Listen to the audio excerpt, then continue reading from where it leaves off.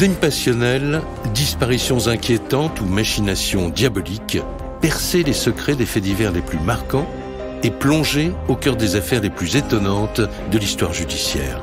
La découverte de la vérité ne tient parfois qu'à un fil.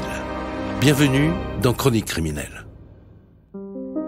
Dans cet épisode spécial Halloween, l'affaire Jordan Leniza. À l'occasion d'Halloween, je vous propose de plonger au cœur d'une véritable maison de l'horreur avec une affaire qui a secoué une région tout entière. Nous sommes à Beauzelle, un petit village de Savoie, situé à quelques kilomètres de Courchevel. Le 26 juillet 2012, Jordan Leniza, un jeune homme de 24 ans, abat froidement son père et ses deux frères. Puis il tente de tuer sa mère. Pourquoi ce jeune homme a priori sans histoire a-t-il commis l'impensable ? Face à un tel carnage, les questions sont nombreuses et les réponses souvent glaçantes. L'affaire Jordan Leniza, un podcast inédit de Chroniques criminelles. Tout commence à Beauzelle, en Savoie. Ce petit village tranquille est situé à quelques kilomètres seulement des stations les plus connues du massif. En fait, Beauzelle, c'est un endroit, une carte postale, quelque part, c'est un décor merveilleux. On est entouré par les Alpes. Stéphane Boucher, journaliste spécialiste des faits divers. On est à 10 minutes environ de la célèbre station UP de Courchevel, donc c'est un environnement véritablement privilégié. Dans l'ensemble, il n'y a que des gens extrêmement fortunés qui vivent à Beauzelle. Stéphane Minca, journaliste spécialiste des faits divers. C'est véritablement un des endroits les plus luxueux de France. Courchevel et Beauzelle, c'est quand même la seule route chauffée de France pour que les voitures de luxe ne se retrouvent pas dans la neige. C'est là que la famille Leniza vit depuis toujours, dans un chalet confortable du centre-ville. Une famille a priori sans histoire, très connue dans la région. En fait, cette famille, c'est un petit peu la famille modèle. Il y a ces 4 enfants qui sont peut-être promis un bel avenir. En fait, ce couple, cette famille, offre, du moins de l'extérieur, le spectacle d'un clan tout à fait soudé et tout à fait harmonieux. Muriel, 45 ans, est mère au foyer. Elle a épousé Florent Leniza en 1987. 2 enfants du pays qui vont donner naissance à un fils, Jordan, puis viendra Charlène, la cadette, et les 2 derniers, Benjamin et Victor. Benjamin, dans la famille, est considéré un peu comme le plus gentil garçon, le plus normé en fait, celui qui travaille le mieux à l'école par exemple. Plutôt brillant, réussit bien. Jacques Dallest, procureur général de la Cour d'appel de Grenoble. C'est un garçon intelligent, sensible. On lui connaît pas de passion particulière à part le jeu vidéo comme beaucoup de gamins de son âge. Et le petit Victor, un petit peu le petit dernier comme on dit, qui a 8 ans et qui est à l'école primaire à ce moment-là. Victor est notamment très très proche de Benjamin, qui joue très souvent avec lui et à qui il donne beaucoup de temps. Charlène, elle n'a pas encore pris son envol, elle n'a pas encore quitté le domicile familial et donc elle vit encore là. Elle doit passer un CAP, donc c'est un petit peu la grande qui reste encore chez ses parents. Quant au frère aîné, Jordan, il a l'air plutôt gentil. D'un naturel discret, il n'est pas très bavard. Pour tout le monde, les Leniza affichent l'image d'une famille parfaite, autour d'un couple soudé et équilibré. Et surtout, d'un père au destin hors du commun. Le père, c'est quelqu'un qui est d'origine modeste, qui n'a pas de diplôme et qui a pu, grâce à son intelligence, sa grosse capacité de travail, faire breveter un procédé industriel d'isolation thermique qui lui a rapporté beaucoup d'argent. Grâce à ce succès, l'entrepreneur devient une personnalité de la région. Son entreprise fait près de 4 millions d'euros de chiffre d'affaires chaque année. Et on le voit souvent au volant de voitures incroyables. En faisant fortune, en réalité, Florent réalise son rêve, c'est-à-dire celui d'avoir des véhicules de luxe. Et il va même s'offrir aux alentours de ses 40 ans une voiture pour 675 000 euros. Et donc, ce type qui vient de rien, qui est vraiment un self-made man, comme on dit en anglais, a tout réussi. Et en fait, il offre de l'extérieur quand même le spectacle de quelqu'un à qui la vie a souri quelque part. Cette fortune amassée au fil des années permet à Florent, le père, d'assurer un train de vie plus que confortable à ses 4 enfants et à sa femme. La riche famille Leniza a tout pour couler des jours heureux. Alors, comment ce bonheur a-t-il pu voler en éclats? Et surtout, d'une manière aussi violente et tragique. Pour les gendarmes, c'est une enquête compliquée qui s'annonce.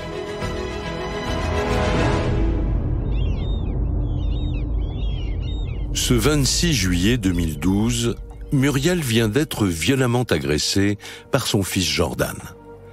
Les gendarmes de Bozelle, alertés par un voisin, arrivent sur place. Il est 18h30.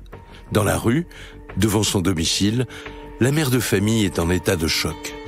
Muriel est assise sur le trottoir dans tous ses états. Elle porte des traces de sang, elle porte des traces de strangulation autour du cou et elle est difficilement en mesure de raconter ce qui s'est passé. Muriel est traumatisée. Elle tente d'expliquer aux gendarmes que c'est son propre fils qui l'a attaqué, mais elle est bouleversée. Alors, les pompiers la prennent immédiatement en charge. Pour les enquêteurs, première préoccupation, retrouver Jordan. Et là, surprise, il n'est pas bien loin. Il ne s'est même pas enfui. Il est décrit comme étant hagard, perdu. Florence Vincent, avocat de la défense. Pas particulièrement agité, qui porte lui aussi des traces de sang sur son t-shirt, sur lui, et qui est là, qui attend. Et là, il va avoir cette phrase quand même assez terrible, très spontanément devant les gendarmes, en disant « J'ai fait une grosse bêtise, j'ai tué mon père et j'ai tué mes 2 frères ». Les gendarmes ont du mal à le croire. Le fils Leniza a-t-il vraiment tué toute sa famille comme il le prétend? Les forces de l'ordre se précipitent dans le chalet. Arrivés au premier étage, ils comprennent que Jordan a dit vrai. L'horreur commence dans le bureau du père, Florent. Il découvre le père de famille à son bureau. Il est effondré à son bureau, devant son ordinateur, alors qu'il était en train de consulter ses emails. Les enquêteurs constatent immédiatement qu'il porte une trace à l'arrière, à la nuque, une trace d'orifice. Retrouveront d'ailleurs une douille de 6,35 au sol et pas de trace de lutte apparente dans ce bureau. Et donc là, il n'y a pas besoin d'avoir fait l'école de police ou de gendarmerie pour comprendre que cet homme, Florent... Stéphane Boucher, journaliste spécialiste des faits divers. ...a été abattu froidement dans le dos alors qu'il était en train de consulter visiblement sa boîte email. Les gendarmes continuent leur progression. Et le cauchemar se poursuit. Au 2e étage de la maison, ils pénètrent dans la chambre du petit Victor, le dernier de la fratrie. Et là, on assiste à une scène terrible. Il le découvre caché sous son lit. Il constate que ce petit garçon a une balle, un impact de balle lui aussi, mais là, directement au milieu du front. Il y avait des collerettes de tir, c'est-à-dire des traces de poudre qui démontrent qu'on a affaire à un bout portant, voire touchant. Jacques Dallest, procureur général de la Cour d'appel de Grenoble. C'est-à-dire quand le canon de l'arme est très proche du visage, ça laisse des traces sur la victime. En inspectant le sol, il relève des traces de sang. Tout laisse à penser que l'enfant a été tué à côté de son lit, puis caché en dessous par Jordan. Et comme dans le bureau de son père, les gendarmes retrouvent dans la chambre du petit garçon, au milieu de la pièce, une douille percutée de calibre 6,35. À quelques mètres de là, la chambre de Benjamin, 17 ans. Et une fois de plus, la scène est insoutenable. Ils vont le découvrir, lui, au sol, portant une trace là aussi d'impact dans le dos. Les gendarmes constatent que la télé est allumée sur un jeu vidéo, sur la page d'accueil d'un jeu vidéo, comme s'il avait été abattu au moment où il voulait commencer une partie. Et là, on retrouve un tapis ensanglanté. Et là encore, pour la 3e fois, en quelques minutes, on retrouve une balle du même calibre, du 6,35, au milieu de la pièce. Face à la violence des meurtres, les gendarmes s'interrogent. Que s'est-il passé pour que Jordan commette un tel massacre? Il leur faudrait absolument un témoin. Et miracle, en s'approchant du corps de Benjamin, ils découvrent que le jeune homme respire encore. Il est encore en vie, enfin un souffle de vie. Il sera immédiatement transporté aux urgences de Grenoble dans un état extrêmement critique.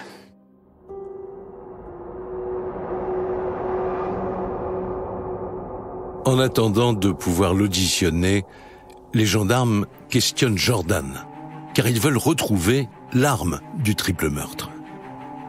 Jordan va spontanément leur indiquer où est l'arme du crime. Stéphane Minca, journaliste spécialiste des faits divers. En fait, Jordan va emmener les enquêteurs dans son ancienne chambre, celle qu'il habitait du temps où il était encore avec ses parents. Et il va les amener vers un placard où il y a ses anciennes peluches de quand il était petit. Sous une peluche, il y a cette fameuse arme à feu, de calibre 6,35 qui, manifestement, a servi à commettre une tuerie quelques minutes auparavant. Pour les gendarmes, c'est une affaire hors norme qui s'annonce. Ils sont face à un jeune homme qui a massacré sa famille, qui avoue les meurtres et qui ne s'est même pas débarrassé de l'arme du crime. Que s'est-il passé pour qu'il en arrive à une telle extrémité? Cette terrible affaire est loin d'avoir livré tous ses secrets.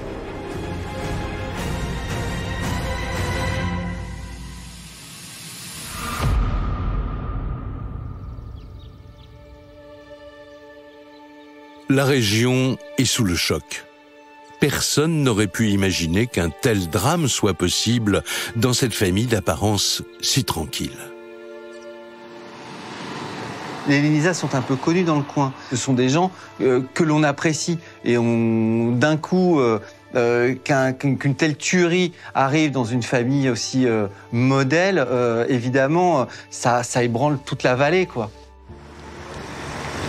De leur côté, les gendarmes cherchent à en savoir plus sur le déroulement des faits.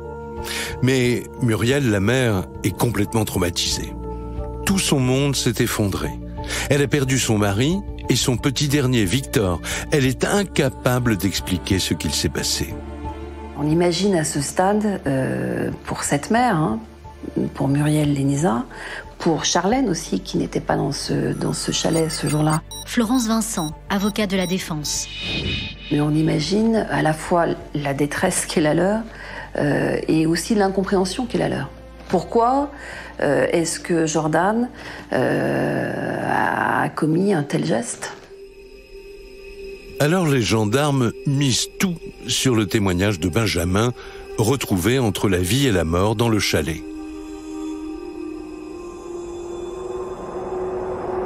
Mais lorsqu'ils arrivent à l'hôpital, c'est trop tard. Le jeune homme a succombé à ses blessures.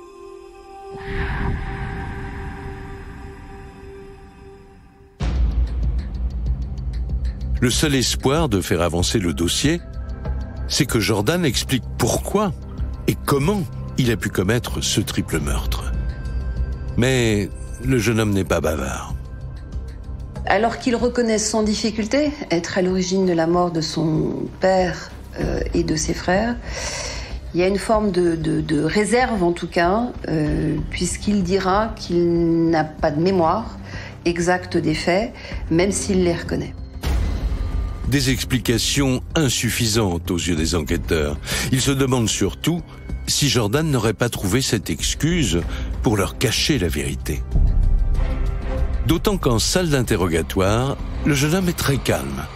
Il ne semble pas vraiment affecté par ce qui lui arrive. Ce qui étonne les gendarmes.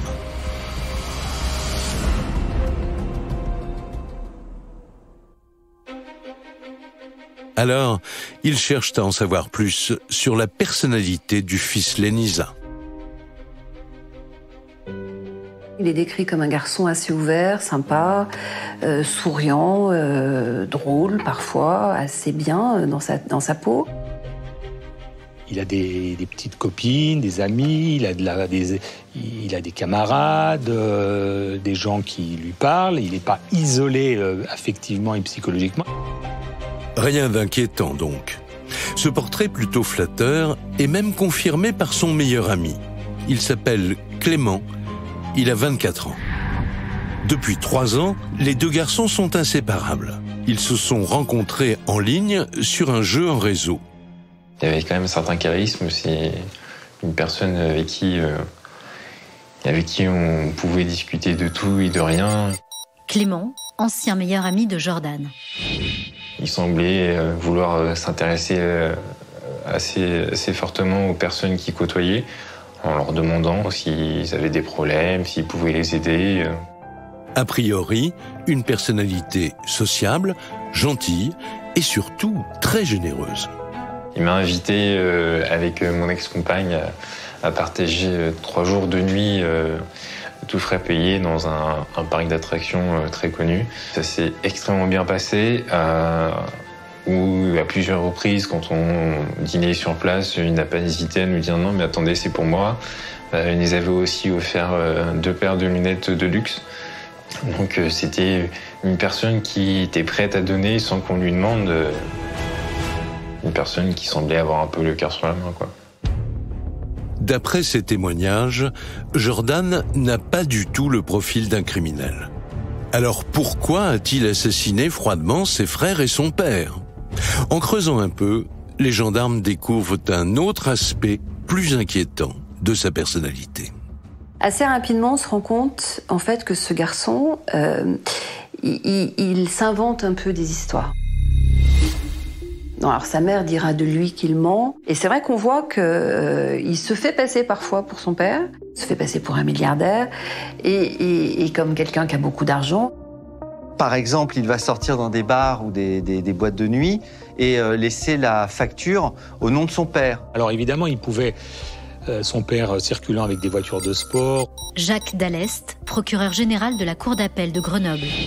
Lui-même, les utilisant, donnait l'illusion qu'il était riche, qu'il avait des projets extraordinaires. Il aimait afficher des photos où on le voit dans une mer bleu turquoise ou avec un gros cigare cubain, où on le voit assez costaud, au milieu de choses assez aisées comme des voitures de luxe. Et des anecdotes qui dévoilent le côté mythomane de Jordan, Clément en a bien d'autres.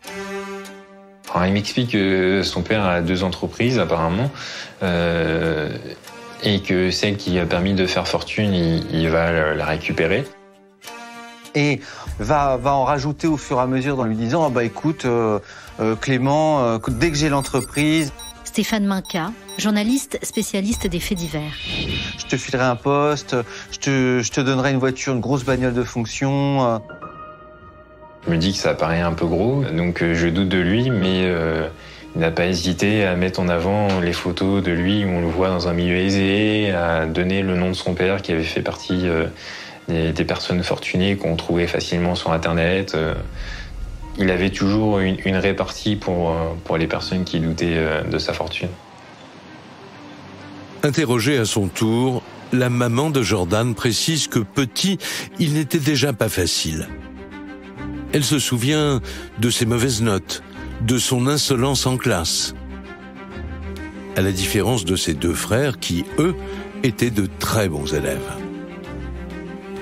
Dès l'enfance, on est face à un gamin qui a pas un parcours scolaire très assidu, qui a des problèmes de comportement. On a un peu l'impression du vilain petit canard, non pas le mal-aimé de la famille, mais celui qui, pour des raisons psychologiques et d'autres, se met en marge de la famille et se pense incompris. Assez rapidement, on se rend compte que ses parents sont un peu perdus devant ce gamin. Florence Vincent, avocat de la défense. qui donne pas satisfaction aux parents, manifestement, au plan scolaire. Il est un peu oisif, décrit comme étant un peu tir au flanc, pas très courageux. L'enquête de personnalité révèle un jeune homme au double visage. Généreux et sociable d'un côté, menteur et mythomane de l'autre. Les gendarmes sont perplexes. Reste à savoir maintenant les véritables raisons qui l'ont poussé à massacrer sa famille. Car les experts sont formels. Il n'est pas fou. Alors comment et surtout pourquoi s'est-il transformé en criminel implacable ? Les enquêteurs émettent une première hypothèse. Jordan dépensait beaucoup d'argent. Mais cet argent, il ne le gagnait pas. C'était son père qui lui donnait. Le jeune homme en aurait-il voulu plus ? En clair, quelles étaient leurs relations au moment du drame ? Il y a beaucoup d'exigences quand même de Florent envers son fils. Il faut se souvenir que quand même Florent est quelqu'un qui s'est fait tout seul. Stéphane Boucher, journaliste spécialiste des faits divers. C'est le contraire, je dirais, d'un fils à papa. Et finalement, il y a une sorte de fracture, de cassure qui se fait encore plus entre le père et le fils parce que Jordan ne répond pas aux attentes de son père et son père est extrêmement déçu par l'attitude de son fils. Jordan prend en grippe ce père qu'il trouve trop exigeant et qui ne lui pardonne rien. De son côté, Florent ne lâche pas prise et ses efforts finissent par payer. À 20 ans, Jordan décroche un BEP de vente. Mais leur relation ne s'arrange pas pour autant, bien au contraire. Son père, pensant bien faire, décide de l'embaucher comme commercial dans sa propre entreprise. Puis, au bout de quelques mois, la relation père-fils continue à se déliter. Il déçoit ce père. Il n'est pas à la hauteur des attentes de ce père. Et à chaque fois, on le renvoie aussi dans une forme de médiocrité, dans une forme de dénigrement. Et là, il va quitter la société. Les disputes entre le fils et le père se multiplient. Jordan déteste et jalouse tout ce que représente Florent, sa position sociale, sa fortune, sa réussite, son train de vie. Le jeune homme ne supporte plus de vivre au chalet familial. Alors un jour, il décide de prendre son indépendance. Mais problème, il n'en a pas les moyens. Il va prendre un studio à 300 mètres du chalet de ses parents. Et là encore, il est incapable de subvenir à ses propres besoins. Et donc, c'est encore les parents qui, chaque mois, paient le loyer de l'appartement et qui le mettent sous perfusion financière permanente. L'éloignement du foyer familial marque un tournant dans sa vie.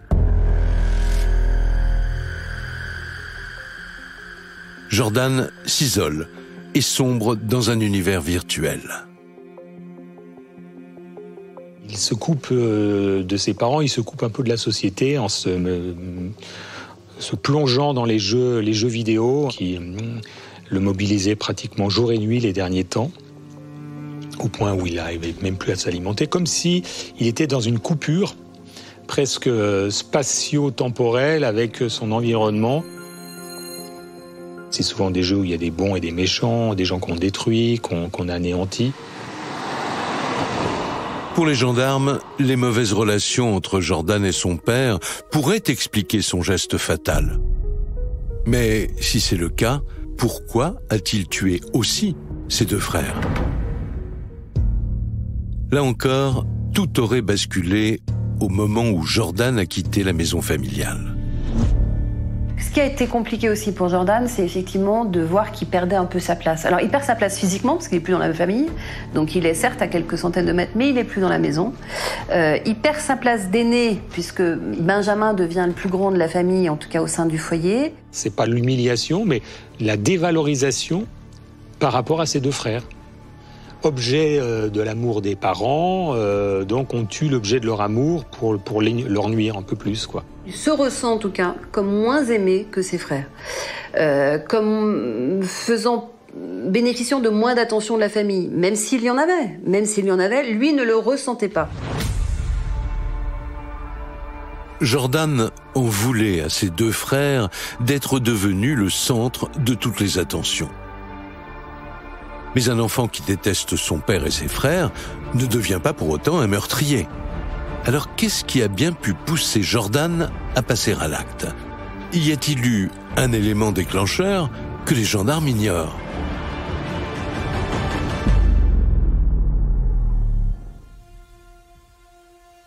Pour le savoir, les enquêteurs s'intéressent aux semaines qui ont précédé le drame du 26 juillet. Et pour cela, ils entendent de nouveau Muriel, la mère de famille. Au départ, Muriel, la mère, ne comprend absolument pas ce déchaînement de violence. Stéphane Minca, journaliste spécialiste des faits divers. Parce que il n'y a jamais eu d'épisode auparavant. Il y a eu des engueulades, il y a eu plein de choses, mais rien n'est annonciateur de la tuerie. Pourtant, un événement raconté par Muriel retient toute leur attention. En juillet 2012, quelques jours avant les faits, le père avait posé un ultimatum à son fils. Florent, le père, après des années à avoir mis son fils sous perfusion, à l'avoir assisté, décide que à partir du 31 août, il lui coupera les vivres, c'est-à-dire qu'il cessera de payer le loyer de son appartement, qu'il va vendre sa voiture et qu'à compter de ce jour-là, Jordan sera tenu de se débrouiller avec ses propres moyens. Autrement dit, juste avant le drame, Jordan apprend que son père ne lui donnera plus d'argent. Fini donc la belle vie, tout frais payé.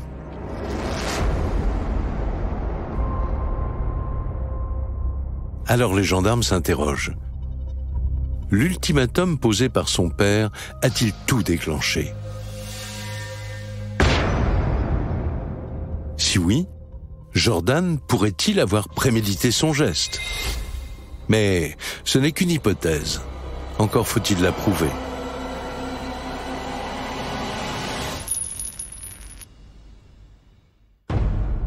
À la gendarmerie, la garde à vue se poursuit. En salle d'interrogatoire, Jordan continue d'affirmer qu'il ne se souvient de rien. Alors les enquêteurs lui mettent la pression. Acculé, le jeune homme craque et change soudain de version. Oui, il a bien tué son père et ses frères. Mais il n'aurait pas agi seul. Il avait un complice, et pas n'importe lequel, Clément, son meilleur ami. La veille des faits, il aura invité pour quelques jours Clément avec sa petite amie. Florence Vincent, avocat de la défense. Scène au cours de laquelle, cette soirée, il aura sorti cette arme devant eux. Il va expliquer qu'il l'a volé quelques jours plus tôt au père de sa petite amie. En fait, Jordan fait un peu le malin, mais il dit aussi « je ne sais pas m'en servir ». C'est Clément qui lui aurait montré la manipulation de l'arme et que c'est Clément qui lui aurait dit tu pourrais être riche, sous-entendant en supprimant ta famille. Selon Jordan, c'est donc son ami qui lui aurait soufflé l'idée des meurtres, et pas qu'une seule fois. Ce que décrira Jordan, c'est que c'est aussi le jour des faits, alors qu'il s'apprêtait à aller au domicile de ses parents, que c'est là encore Clément qui lui l'inciterait, en quelque sorte, en disant si tu veux avoir une belle vie, tu sais ce qu'il te reste à faire, ou voilà ce que tu peux faire. Connaissant le caractère mythomane de Jordan, les enquêteurs ont des doutes sur cette version des faits. Mais ils veulent en avoir le cœur net. Alors, ils convoquent immédiatement Clément. Et ce dernier n'en revient pas des accusations de Jordan. Tout ça, c'est faux. Il peut pas avoir dit ça parce qu'il sait très bien que j'ai rien à voir dans cette histoire. Clément, ancien meilleur ami de Jordan. On se dit que on s'est fait trahir par son meilleur ami. C'est quand même quelque chose qui est blessant. D'autant plus pour une affaire aussi grave. Donc à ce moment-là, on le vit mal, mais on réalise toujours pas vraiment ce qui se passe. Pour les gendarmes, Clément semble sincère, mais ils veulent savoir en détail ce qui s'est vraiment passé cette soirée-là, veille du drame.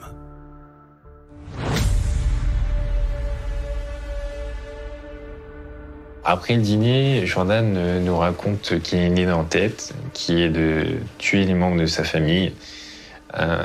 Pour ça, il sort une arme qui semblait être factice parce que c'est une arme vraiment toute petite.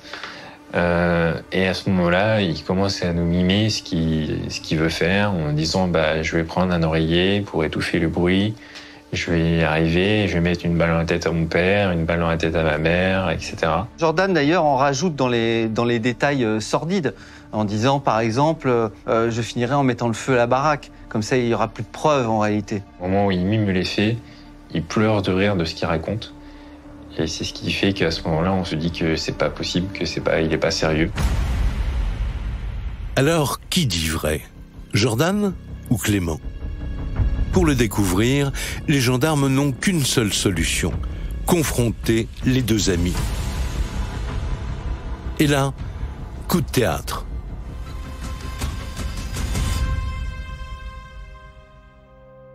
Le procureur nous fait asseoir sur la même ligne, séparés par des gendarmes.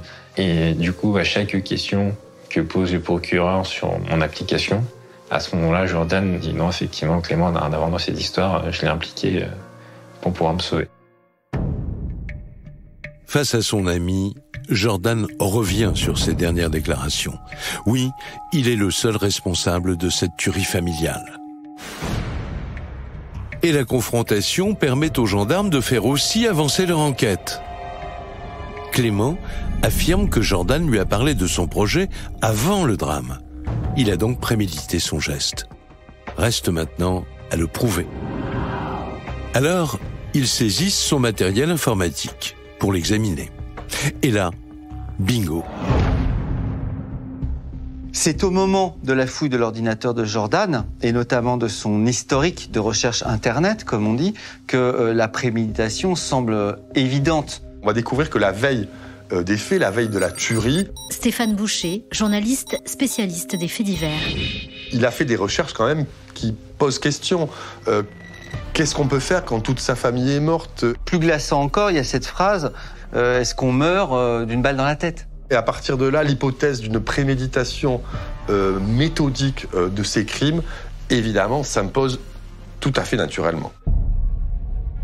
Pour les enquêteurs, c'est clair. Ils n'ont pas affaire à un acte de folie passagère, mais bel et bien à des assassinats méticuleusement préparés. Confronté aux preuves qui s'accumulent, Jordan peine à maintenir sa version. Après des heures de garde à vue et d'interrogatoire, il lâche prise. Et voici comment, d'après lui, les faits se seraient déroulés.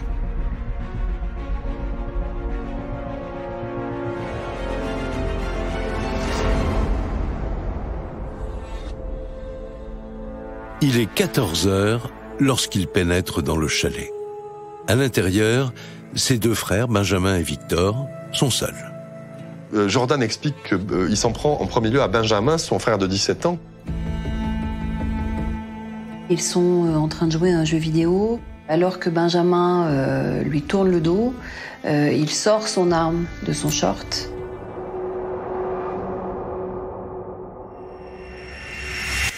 Il lui tire dessus assez froidement. Il le laisse pour mort, il n'est pas encore mort, mais il décédera plus tard. Ce qu'il décrira de la suite de cette scène est tout aussi effroyable. C'est-à-dire qu'il dit que Victor assiste à cette scène où il tue Benjamin, qu'effrayé par le bruit de ses détonations, il va se réfugier dans sa chambre, que Jordan lui court après, l'attrape, lui tire une balle là, en pleine tête, en lui adressant un « je t'aime ». Et qu'ensuite, il cachera ce corps sous le lit. La spirale meurtrière ne s'arrête pas là. Elle se poursuit avec l'arrivée de Florent, le père. Florent donc revient vers 18h15 d'une journée entière de balade en vélo. Et quand il rentre chez lui, il ne se doute évidemment absolument pas que ses deux derniers enfants, l'un est mort et l'autre en train de lutter pour sa survie. Il va à son bureau pour vérifier ses mails et c'est là que son fils arrive derrière lui à 50 cm de distance environ, lui tire une balle dans la nuque très froidement.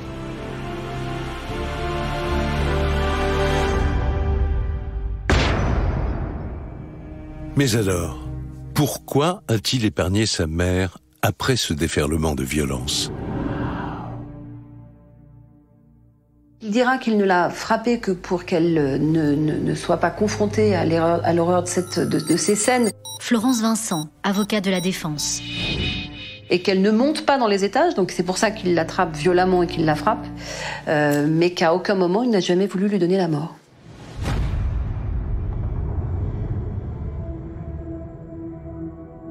Le dossier est presque bouclé. Mais il reste une question clé, le mobile. Muriel, la mère de famille, et sa fille Charlène en sont certaines. Jordan a tué son père et ses frères pour toucher l'héritage.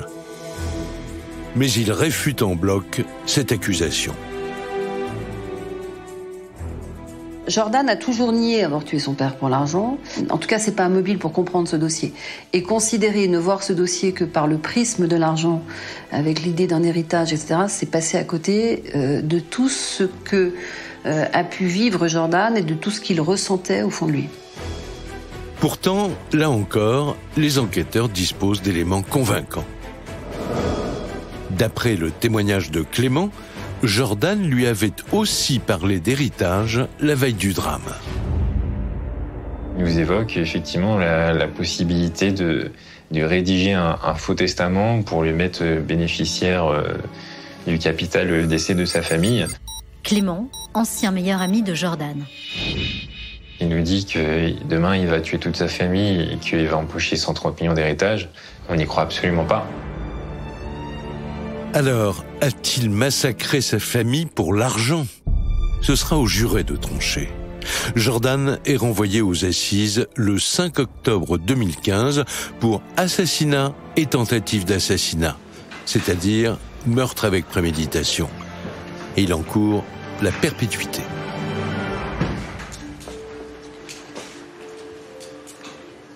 Ça a été un procès terrible parce qu'on a parlé de meurtre de jeunes, d'enfants, d'une mère qui a... Madame Lénisa, qui perd son mari, qui perd 2 de ses enfants et qui voit dans le box des accusés le meurtrier, qui est lui-même son propre fils. Jacques Dallest, procureur général de la Cour d'appel de Grenoble. C'est un quadruple drame qu'elle a vécu. Cette pauvre femme, un monde s'est écroulé et il est rare de voir dans un procès d'assises autant de souffrance, un drame aussi atroce où les protagonistes sont des membres de votre famille. Le 10 octobre 2015, après 5 jours de débat, le verdict tombe. Jordan Lénisa est condamné à 20 ans de réclusion criminelle, assorti d'une période de sûreté de 13 ans. Il n'a pas fait appel, mais il laisse une famille et des amis dévastés. Je me sens coupable encore aujourd'hui parce que je me dis que si j'avais cru à ce qu'il m'avait dit, j'aurais peut-être pu sauver la vie de cette famille. Malheureusement, je ne peux pas revenir en arrière, ce qui est fait est fait. Aujourd'hui, le petit village de Beauzelle a retrouvé son calme. Mais les habitants de la région ne sont pas prêts d'oublier cette terrible tragédie.